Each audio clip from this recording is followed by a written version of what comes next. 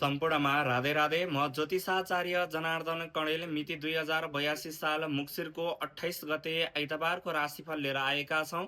सर्वप्रथम मेष राशि। मेष राशिका लागि भने आजको दिन एकदमै शुभ दिन देखिन्छ। त्यसै गरी वृष राशिको कुरा गर्नेछौँ। वृष राशिका लागि भने आजको दिन खासै राम्रो समय रहेको छैन। त्यसै गरी मिथुन राशिको कुरा गर्नेछौँ। मिथुन राशिको लागि भने आजको दिन एकदमै शुभ दिन देखिन्छ। त्यसै गरी कर्कट राशिको कुरा गर्नेछौँ। कर्कट राशिका लागि भने आजको दिन खासै राम्रो समय रहेको छैन। त्यसै गरी सिंह राशिको कुरा गर्नेछौँ। सिंह राशिका लागि भने आजको दिन एकदमै शुभ दिन देखिन्छ। त्यसै गरी कन्या राशिको कुरा गर्नेछौँ। कन्या राशिका लागि भने आजको दिन खासै राम्रो समय रहेको छैन। त्यसै गरी तुला राशिको कुरा गर्नेछौँ। तुला राशिका लागि भने आजको दिन एकदमै शुभ दिन देखिन्छ। त्यसै गरी वृश्चिक राशिका लागि भने आजको दिन एकदमै शुभ दिन देखिन्छ। धनु राशिका लागि भने आजको दिन खासै राम्रो समय रहेको छैन। त्यसै गरी मकर राशिको कुरा गर्नेछौँ। मकर राशिका लागि भने आजको दिन एकदमै शुभ दिन देखिन्छ। कुम्भ राशिका लागि भने आजको दिन खासै राम्रो समय रहेको छैन। त्यसै गरी मीन राशिको कुरा गर्नेछौँ। मीन राशिका लागि भने आजको दिन एकदमै शुभ दिन देखिन्छ।